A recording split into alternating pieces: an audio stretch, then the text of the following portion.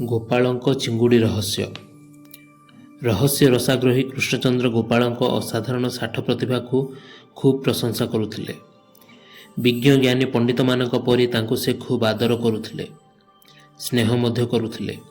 ଏପରିକି ବିଶ୍ୱସ୍ତ ଅନ୍ତରଙ୍ଗ ବୋଲି ଭାବୁଥିଲେ। କେବଳ ରାଜଦରବାର ନୁହେଁ, ଗୋପାଳଙ୍କ ସହିତ ସେ ବୁଲିବାକୁ ଯାଉଥିଲେ, ଅନେକ ଦୁଃଖ ସୁଖ ମଧ୍ୟ ହେଉଥିଲେ। ଥରେ ଗୋପାଳଙ୍କ ସହିତ ଆଳାପ କରି ରାଜା ଦୁଃଖିତ ହୋଇ କହିଲେ, ଗୋପାଳ, ମୁଁ କାହିଁକି ଦୁଃଖିତ ଅଟେ ଯେ ଆମ ରାଜବଂଶରେ ଏକ ମହାପାପୀ ଓ କୃପଣ ହେଲେ ମୋର ପିଉସୀ ମା।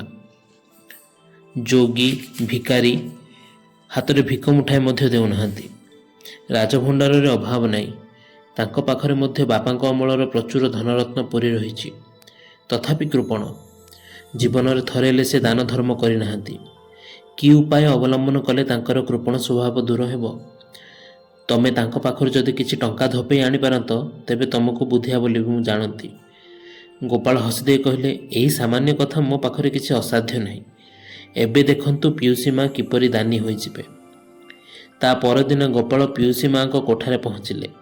ପବିତ୍ର ଭାବରେ ସେ ରହନ୍ତି, ବିଧବା ସେ, ବୈଷ୍ଣବୀ ପରି ଚଳନ୍ତି। ଅନ୍ୟର ଛାଇ ତାଙ୍କ ଦେହରେ ପଡ଼େ ନାହିଁ।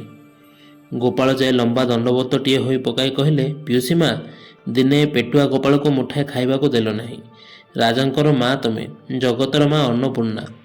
ସେ ମା ହାତରୁ ଏ ପୁଅ ଦିଟା ପେଟ ପୂରାଇ ଖାଇବନି?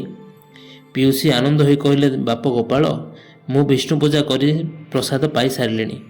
ନିଜ ହାତରେ ମାତ୍ର ମୁଠେ ରାନ୍ଧିଥାଏ, ସେବକ ସେବକାରୀ ରଖେନି। ତମେ କାଲି ଆସ, ପ୍ରସାଦ ପାଇବ। ଭଲ ମନ୍ଦ କିଛି କହିବନି। ମୁଁ ତ ଆଉ ରାଣୀଙ୍କ ପରି 64 ବ୍ୟଞ୍ଜନ କରୁନାହିଁ। ଗୋପାଳ କହିଲେ, ମାଙ୍କ ହାତରୁ ପୁଅ ଶାଗ ପେଜ ପାଇଲେ ମଧ୍ୟ ତାହା ଅମୃତ। ମୁଁ ଯାଉଛି ମା, କାଲି ନିଶ୍ଚୟ ଆସିବି। ଗୋପାଳଙ୍କୁ ସମସ୍ତେ ଜାଣନ୍ତି। ପିଉସୀ ମା ଖୁବ୍ ଯତ୍ନରେ ଡାଲି, ତରକାରୀ, ଭଜା, ଆମ୍ବିଳ ଓ କ୍ଷୀରି କରି ପୂଜା କାମ ସରିଲେ। ଗୋପାଳ ମଧ୍ୟ ଠିକ୍ ସମୟରେ ସେଠାରେ ପହଞ୍ଚିଲେ। ପିଉସୀ ମା ଆସନ ପକାଇ କଦଳୀପତ୍ରରେ ପ୍ରସାଦ ଦେଲେ। ଭିତର ଘରକୁ ଯାଉ ଯାଉ ଗୋପାଳଙ୍କ ତାଙ୍କ ପକେଟରୁ ଚିଙ୍ଗୁଡ଼ି ଭଜା କିଛି ବାହାର କରି ଘାଣ୍ଟିଆରେ ଗୋଳାଇ ଖାଇଲେ। ଅଧା ଖାଇସାରିବା ବେଳକୁ ପିଉସୀ ମା ଆସି ପଚାରିଲେ, ଗୋପାଳ, ଭୋଗ କିପରି ହେଇଛି?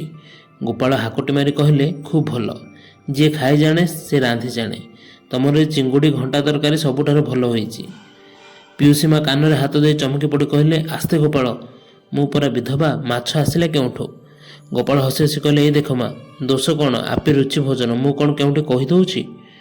ପିଉସୀ ମା ଲଜ୍ଜାରେ ଅପ୍ରତିଭ ହୋଇ ଆଶ୍ଚର୍ଯ୍ୟ ମଧ୍ୟ ହେଲେ। ତରବରରେ 10ଟି ରୂପା ଟଙ୍କା ଆଣି ଗୋପାଳ ହାତରେ ଗୁଞ୍ଜି ଦେଇ କହିଲେ, ମୋ ବାପାଟା ପରା, ରାଜାଙ୍କୁ କିମ୍ବା ଅନ୍ୟ କାହାକୁ ଏହି କଥା ଜଣାଇବୁ ନାହିଁ। ରାଜବଂଶରେ କଳଙ୍କ ଲାଗିବ। ସମସ୍ତେ ମୋତେ ମିଥ୍ୟାବାଦିନୀ କଳଙ୍କିନୀ ବୋଲି କହିବେ। ତୁ ଯା, ଯେତେବେଳେ ଯାହା ଦରକାର ହେବ ତାହା ଦେବି। ଗୋପାଳ ହସି ହସି କହିଲେ, ମୋତେ ବିଶ୍ୱାସ କର ମା, ଏ ପୁଅ କେଉଁଠି ହେଲେ କହିବ ନାହିଁ। ଏହା କହି ବିଦାୟ ନେଲେ। ଉଆସରେ ରାଜାଙ୍କ ସହ ସାକ୍ଷାତ କରି ସବୁ କଥା କହିଲେ। ଏଇ କଥା ଗୋପନ ରଖିବା ପାଇଁ ଅନୁରୋଧ କରିଥିଲେ। ଏହା ଶୁଣି ରାଜା ଖୁବ୍ ଖୁସି ହେଲେ।